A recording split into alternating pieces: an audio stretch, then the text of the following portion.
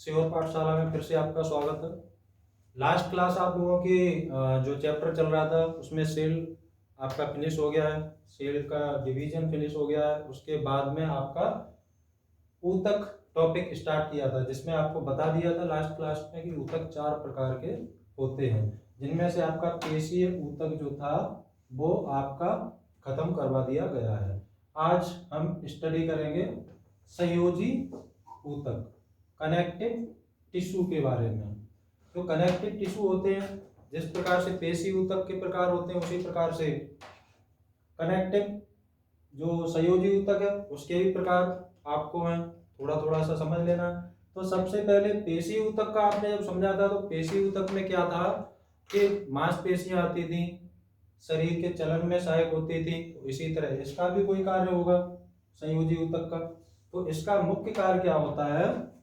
सबसे मुख्य कार्य होता है पेशी ऊतक का शरीर के अंगों को जोड़े रखना।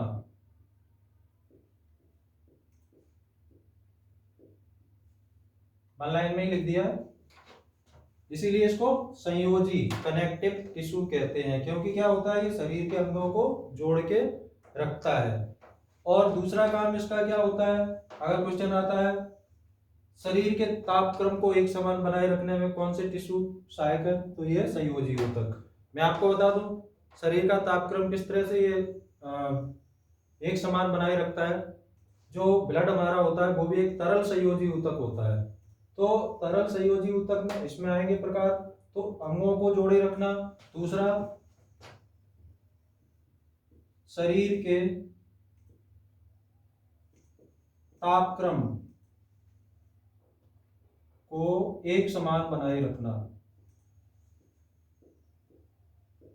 एक समान बनाए रखना।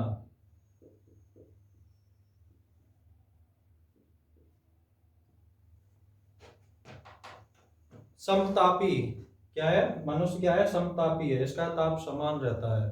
और जो भी और जीव होते हैं, जलीय जीव होते हैं, वो असमतापी होते हैं, वो अपना टेम्परेचर चेंज करते रहते हैं। इसका शरीर के अंगों को जोड़े रखना, शरीर के तापक्रम को एक समान बनाए रखना। और क्वेश्चन आता है कि सबसे ज्यादा शरीर में किस ऊतक का अनुपात होता है, तो कनेक्टिव टिश्यू होता है। तो शरीर में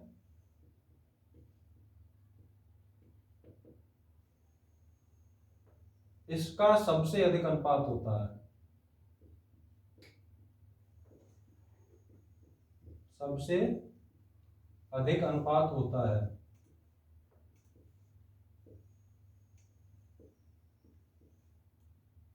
शरीर में क्या कनेक्टिव टिश्यू का सबसे अधिक अनुपात होता है।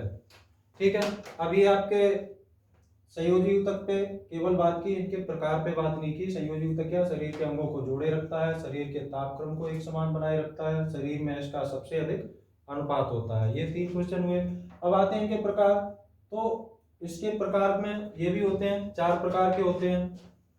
नंबर 1 वास्तविक संयोजी ऊतक। सबसे पहले हम इसी में पढ़ेंगे, वास्तविक संयोजी ऊतक। वास्तविक संयोजी ऊतक में क्या है, इसको ऐसे करके नहीं, आप ऐसे करके लिखेंगे, ए करके। ठीक, नंबर ए वास्तविक संयोजी ऊतक। इसमें भी प्रकार होते हैं। सबसे पहले आपका टॉपिक है ऊतक। ऊतक में पेशीय ऊतक करा दिया, पेशीय ऊतक में रेखीय, अरेखीय, हृदयक, ये आपके फिनिश हो गए हैं, जिसे कार्डिक बोलते हैं। अब आते हैं संयोजी ऊतक पे, जिसे कनेक्टिव टिश्यू बोलते हैं। कनेक्टिव टिश्यू में पहला प्रकार जो आता है वो आता है वास्तविक संयोजी ऊतक। तो वास्तविक संयोजी ऊतक में नंबर ए आपको कराया, इसके बाद कंकाली ऊतक आएगा। कंकाली ऊतक में भी आपको बताएंगे। तो इसमें पहला प्रकार जो आपका होता है वास्तविक संयोजी ऊतक में, वो होता है अंतरालीय संयोजी ऊतक। अंतरालीय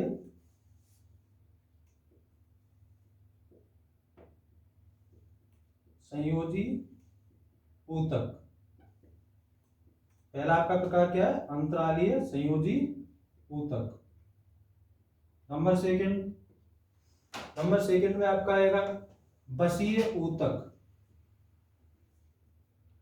बसीय ऊतक ये ए टाइप चल रहा है आपका, वास्तविक संयोजी ऊतक। उसके बाद बी आएगा कंकाली ऊतक। उसके बाद सी आएगा संवहनी ऊतक। तो इसमें अभी केवल पहला समझिए वास्तविक संयोजी ऊतक के बारे में। पहला है इसका ए वास्तविक संयोजी ऊतक। इसमें फर्स्ट अंतरालीय संयोजी ऊतक। नंबर सेकंड बसीय ऊतक। नंबर 3 रंग ऊतक। नंबर 3 रंग ऊतक। और नंबर 4 आपका जो आता है जालिकामय ऊतक।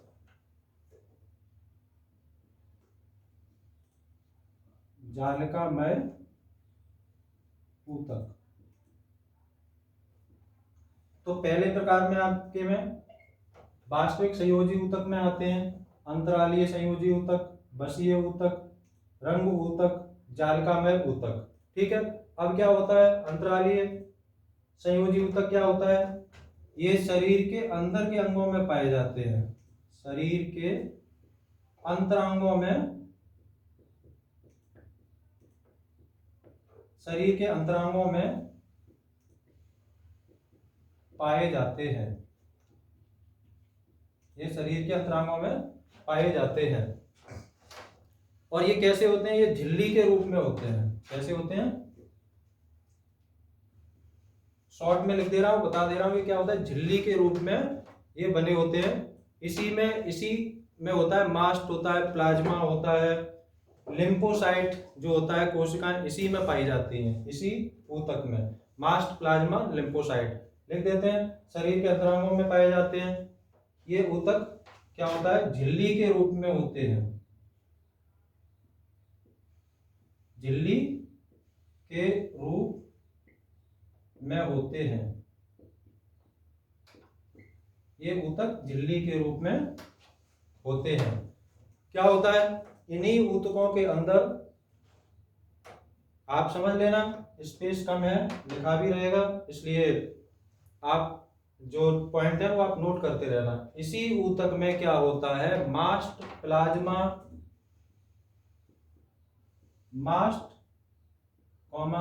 प्लाज्मा,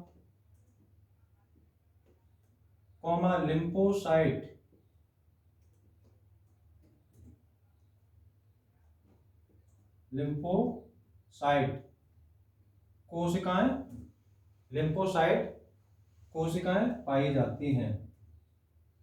लिम्फोसाइट कोशिकाएं पाई जाती हैं। ठीक है। अब इसके बाद में क्या होता है? बसीय ऊतक। बसीय ऊतक आप जानते हो, बसा का मतलब क्या होता है? फैट। क्या होता है? फैट होता है।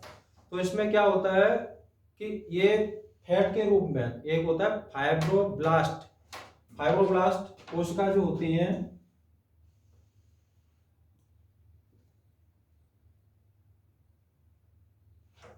सबसे पहले इसको ऐसे समझो, बसीय ऊतक ये क्या है? वसा के रूप में पाए जाते हैं।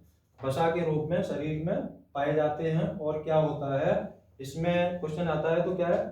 फाइब्रोब्लास्ट कोशिकाएं जो होती हैं, फाइब्रोब्लास्ट कोशिकाएं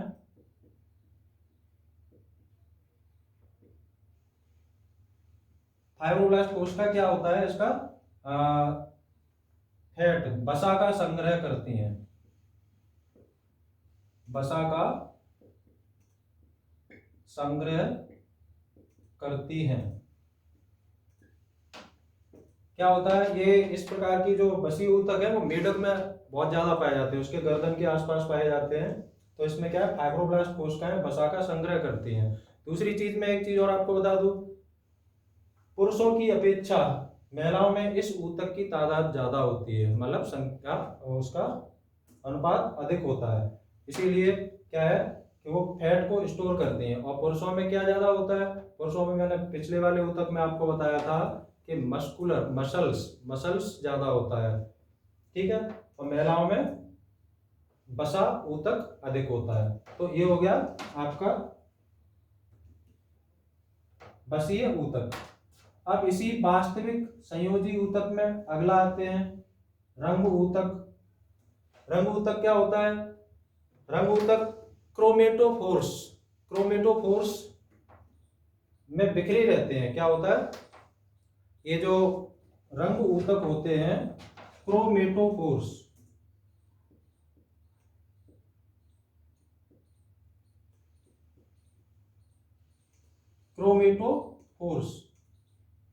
में बिखरे रहते हैं। अब क्रोमेटोफोर्स क्या होता है? अवर्णकी लवक। क्या क्रोमेटोफोर्स में इस प्रकार के रंग ऊतक क्या होते हैं? बिखरे रहते हैं। क्रोमेटोफोर्स में बिखरे रहते हैं। क्या है कि इस प्रकार के जो रंग ऊतक होते हैं क्रोमेटोफोर्स में बिखरे हुए रहते हैं। जैसे कि क्रोमेटोफोर्स आंख होता है, आपका आयरस होती है, रक्तक पटल होते हैं, और जो स्किन होती है, स्किन की डोरिस में कभी कभी कलर हो जाते हैं। तो ये क्या होते हैं? रंग ऊतक जो क्रोमेटोफोर्स अवर्की लवक में क्या है? बिखरे रहते हैं। और क्रोमेटोफोर्स में बिखरे रहते हैं तो इसी कारण इनका क्या होता है? रंग कभी कभी रंगीन दिखाई देते हैं। इसलिए इसको क्या कहते हैं? रंग ऊतक कहते हैं। ये कहाँ पाए जाते हैं? देखो, आंख के रक्तक पटल, आंख के रक्तक पटल पे पाए जाते हैं, कौमा आइरिस,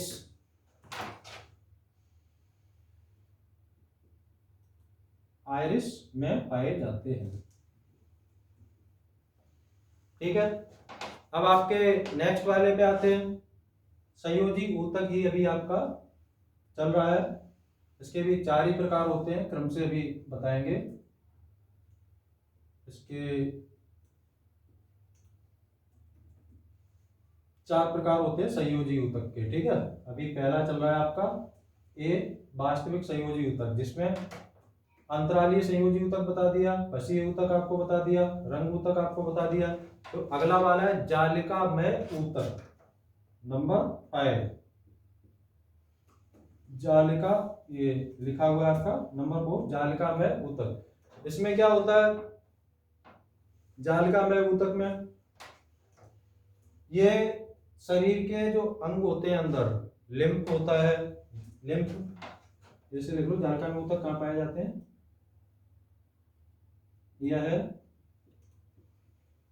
लिम्फ ग्रंथि, यह लिम्फ ग्रंथि, आगे प्लीहा,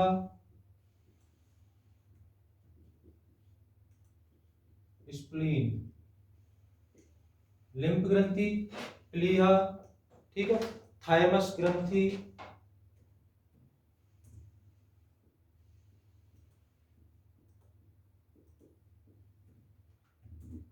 आदि में पाए जाते हैं। क्या होता है? जो जालिकामय ऊतक होते हैं या लिम्फ ग्रंथि, प्लीहा, थाइमस ग्रंथि में पाए जाते हैं। और प्लीहा को आप इसको इस तरह से तिल्ली, एक ये शरीर का अंग है जिसे तिल्ली बोलते हैं, जो हार्ट और लिवर के पास में अटैच्ड रहता है, जिसमें क्या है? आरबीसी का निर्माण होता है। क्या होता है? आरबीसी, रक्त का निर्माण होता है। तो जालिकामय ऊतक पाए जाते हैं लिम्फ ग्रंथि में, प्लीहा में, थाइमस ग्रंथि में। ठीक है। अब इस ऊतक का क्या कार्य होता है? ये ऊतक क्या है? रुधिर कणिकाओं का निर्माण करता है। क्या करता है? यह है रुधिर कणिकाओं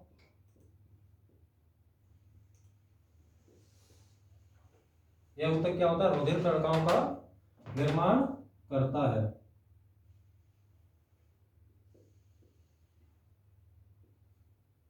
निर्माण करता है। ये आपके संयोजी ऊतक में पहला प्रकार आपका क्लियर हुआ। ठीक है। पहले प्रकार में आपने देखा वास्तविक संयोजी ऊतक में। ठीक है। ए इस तरह से समझेंगे। अब देखो बी में लिख रहा हूं, ये ए 4 प्रकार के होते हैं। ए मैंने लिख दिया आपका वास्तविक संयोजी ऊतक। अब बी आपका लिख रहा हूं कंकाली, कंकाली ऊतक। जैसे मैंने आपको शुरुआत में ही बताया था कि जैसे इसका नाम है संयोजी ऊतक कनेक्टिव टिश्यू, तो ये क्या है, शरीर को जोड़ने का कार्य करता है। जोड़ने का कार्य करता है तो इसके भी 4 प्रकार होते हैं। कितने होते हैं? 4 प्रकार। मैं क्लियर करके अभी साफ करके लिख दे रहा हूं।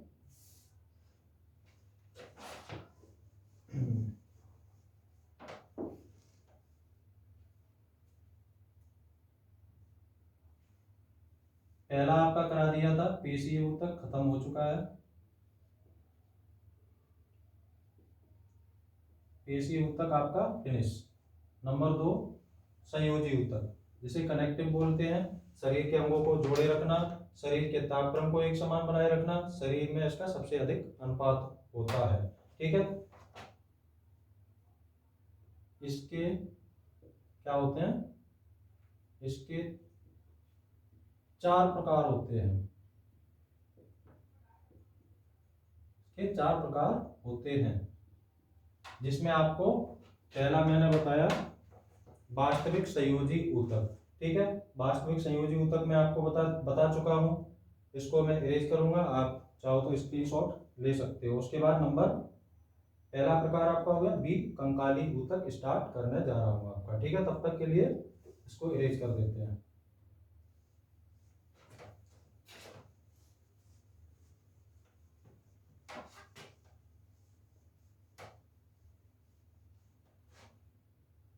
नंबर बी क्या है? कंकाली ऊतक।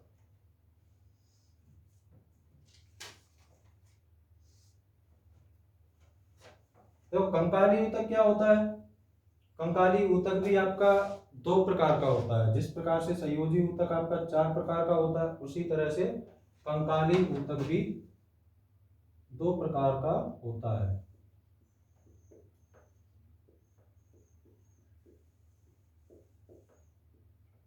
दो प्रकार का होता है।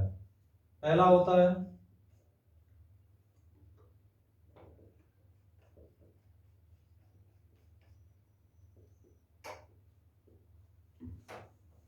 कंकाली ऊतक, क्या होता है? अस्थि, जैसे हम क्या बोलते हैं, बॉन। पहला प्रकार क्या होता है इसमें कंकाली ऊतक में? अस्थि। दूसरा क्या होता है? उपास्थि। दूसरा क्या होता है? उपास्थि, जिसे बोलते हैं कार्टिलेज। क्या होता है? पहला होता है अस्थि, दूसरा होता है उपास्थि।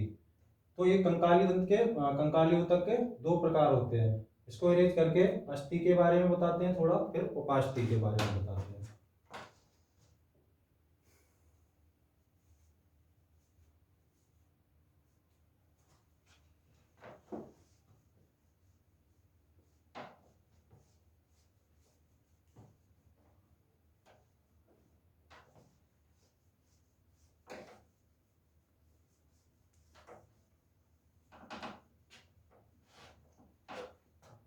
देखो अस्थि क्या होता है?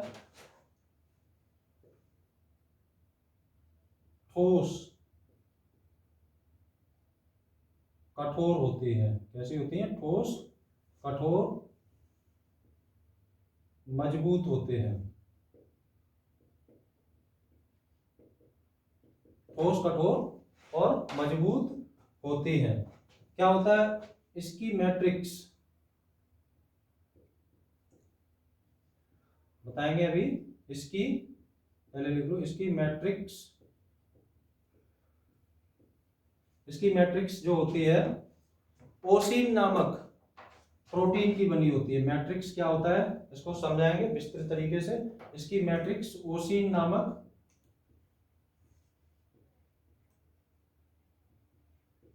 प्रोटीन की बनी होती है। इसकी मैट्रिक्स, मैट्रिक्स बोलते हैं अधात्री। क्या बोलते हैं मैट्रिक्स को? अधात्री। साइंस की भाषा में अधात्री बोलते हैं। और इस तरह से मान लो सांचा, एक इसका सांचा क्या होता है? ओसिन नामक प्रोटीन का बना होता है। अकेला ओसिन नामक प्रोटीन ही काम नहीं करता है। इसमें क्या होता है? इस ओसिन नामक प्रोटीन में क्या होता है? मैग्नीशियम और कैल्शियम। क्या है? ओसिन नामक प्रोटीन की बनी होती है, जिसमें क्या होता है? Magnesium, magnesium comma calcium.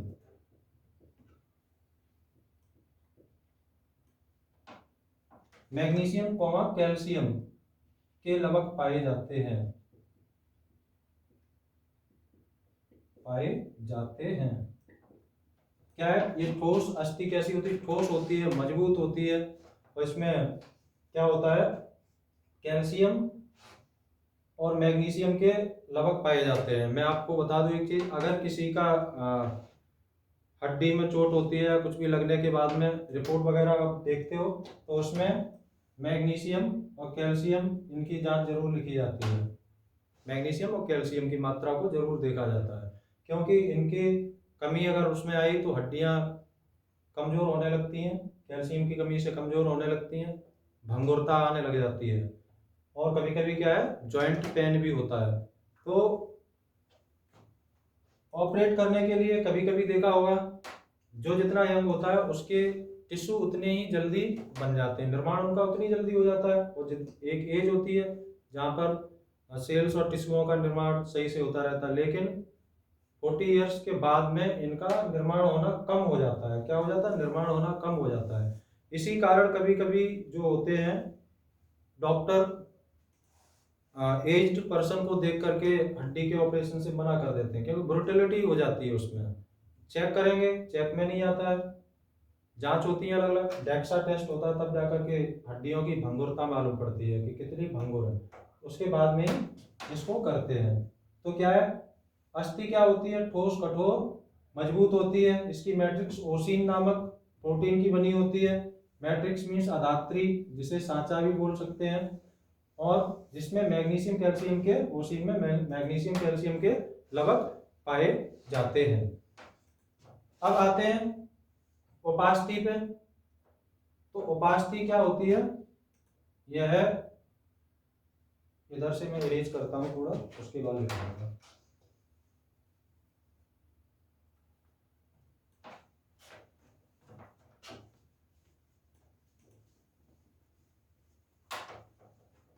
ये क्या होता है? उपास्थि अर्धठोस। क्या होता है ये? अर्धठोस, लचीली एवं क्या होता है? पारदर्शी होती है।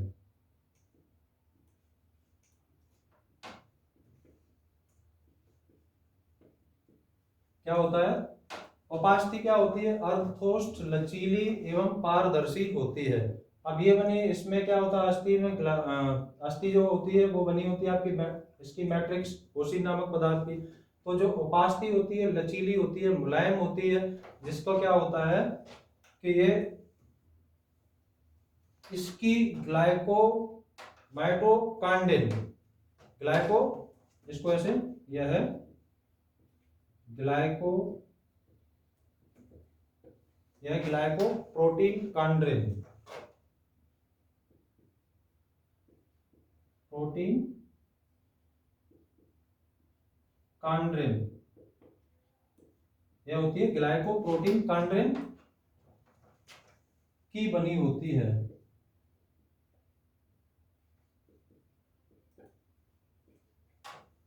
यह ग्लाइकोप्रोटीन कांटिन की बनी होती है। उदाहरण के लिए हम कान की उपास्थि देख सकते हैं, बहुत मुलायम होती है। ठीक है। श्वास नली, जो श्वास नली होती है वो भी इसी इसी में आती है, उपास्थि में, बहुत ही मुलायम होती है। ठीक है। अब देखो क्या है, अस्थि पे आते हैं। ठोस होती है, कैसी होती है? ठोस। ये अर्धठोस, लचीली एवं पारदर्शी होती है। हड्डियां आप सभी जानते होंगे। अब इसमें लिख लो कान की उपास्थि, कान की उपास्थि, श्वास नली, ये क्या होती है, ये कार्टिलेज की बनी होती है। कान की और श्वास नली क्या होती है, कार्टिलेज की बनी होती है। अब ये क्या है, इसमें अस्थि तो होती है, अस्थि जो मजबूत होती है सॉलिड, तो थोड़ी सी अगर खोखली तो वहां बोन मैरो होता है, क्या होता है, जिसे अस्थि मज्जा बोलते हैं, अस्थि मज्जा।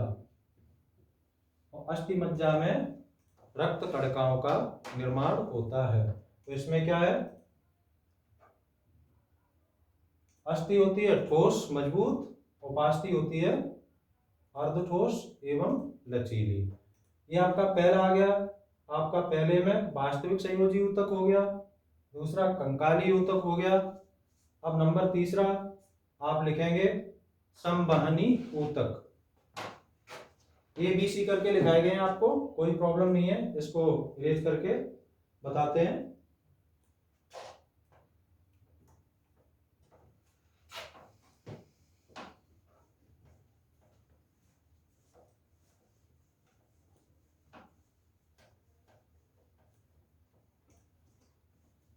अगला टॉपिक इसी में बताएंगे। अभी आप संयोजी ऊतक में आपका वास्तविक हो गया कंगाली, कंगाली नहीं, कंकाली ऊतक, कंकाली ऊतक में उसके बाद लिखेंगे संवहनी,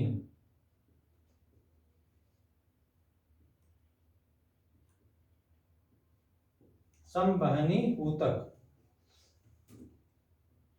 संवहनी ऊतक जो होता है आपका ब्लड। संवहनी ऊतक में आपका क्या आता है, ब्लड आता है।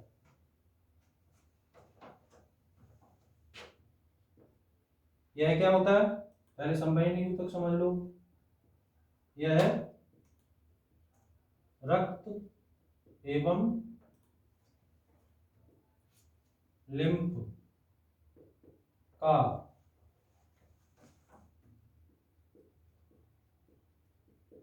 संयुक्त, यह रक्त एवं लिम्फ का संयुक्त रूप होता है। यह रक्त एवं लिम्फ का क्या होता है, संयुक्त रूप होता है। यह क्या होता है, शरीर में संवहन का काम करता है। क्या करता है, शरीर में संवहन का कार्य करता है, संवहन का कार्य करता है, शरीर में संवहन का कार्य करता है। अब मैं आपको क्या है, ब्लड,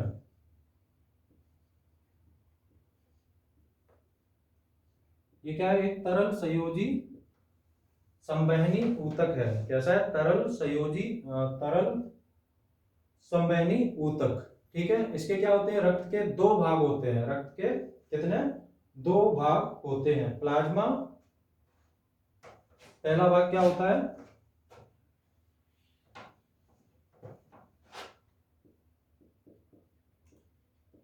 प्लाज्मा,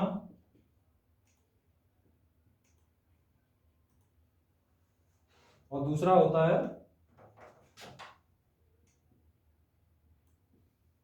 रुधिर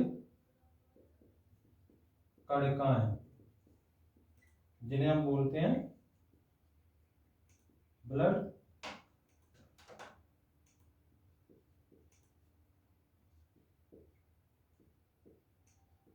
ब्लड कर्पस्कल्स। ठीक है, इसके दो भाग होते हैं। अब मैं आपको बता दूं, ब्लड के दो हिस्से हो गए, प्लाज्मा और रुधिर कणिकाएं। ठीक है, अब प्लाज्मा का क्या होता है, कहीं कहीं ऐसे दे देते हैं 55% भाग क्या होता है, प्लाज्मा का होता है। उसके बाद बचे 45% भाग आपका होता है किसका, रुधिर कणिकाओं का। 45% पार्ट्स जो हिस्सा इसका हो गया रुधिर कणिकाओं का। कहीं कहीं क्या होता है, दोनों में 60 और 40 करके ही दे देते हैं, 60% और 40%। अब आते हैं प्लाज्मा, और ये तो रक्त के दो भाग हो गए। अब लिम्फ क्या होता है, लिम्फ के बारे में बताते हैं आपको थोड़ा सा। देखो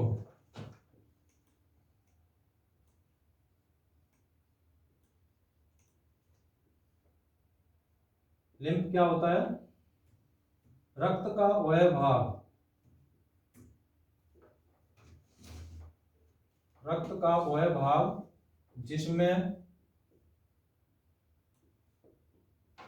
क्या है, लाल रक्त कणिकाएं नहीं पाई जाती हैं, लिम्फ कहलाता है। रक्त का वह भाग जिसमें लाल, सीधे लिख दो आरबीसी, जिसमें आरबीसी नहीं पाई जाती हैं,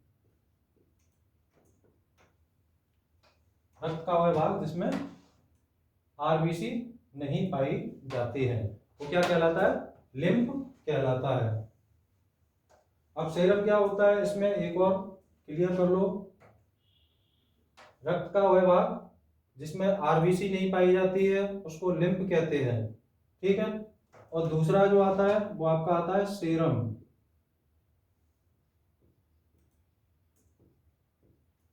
दूसरा आता है सीरम, सीरम भी बोल देते हैं कभी कभी। लिम्फ क्या होता है, रक्त का वह भाग जिसमें आरबीसी नहीं पाई जाती, बाकी चीजें होती हैं। और सीरम क्या होता है, प्लाज्मा का वह भाग,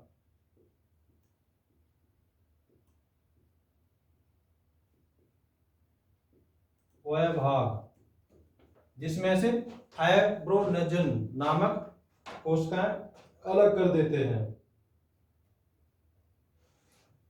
फाइब्रो, प्लाज्मा का वह भाग जिसमें से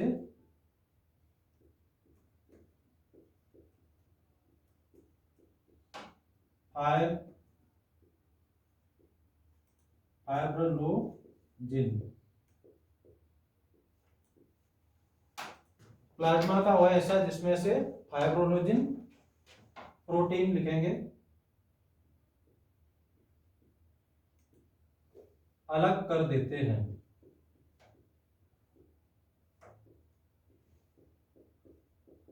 इसमें से आपका संयोजी ऊतक में जो आपका है, इसमें तीन चीजें आपकी क्लियर हो गई। क्या होता है, संवहनी ऊतक में रक्त एवं लिम्फ का संयुक्त रूपांतरित या रूप होता है, शरीर में संवहन का कार्य करता है। जैसे ब्लड, ब्लड आया, ब्लड में दो चीजें होती हैं, प्लाज्मा और रुधिर कणिकाएं, ठीक है। अब प्लाज्मा और रुधिर कणिकाएं दो भाग होते हैं। अब उसमें से क्या है, लिम्फ क्या होता है, रक्त का वह भाग जिसमें आरबीसी नहीं, लाल रक्त कणिकाएं नहीं पाई जाती हैं, वह भाग लिम्फ कहलाता है। सीरम क्या होता है, प्लाज्मा का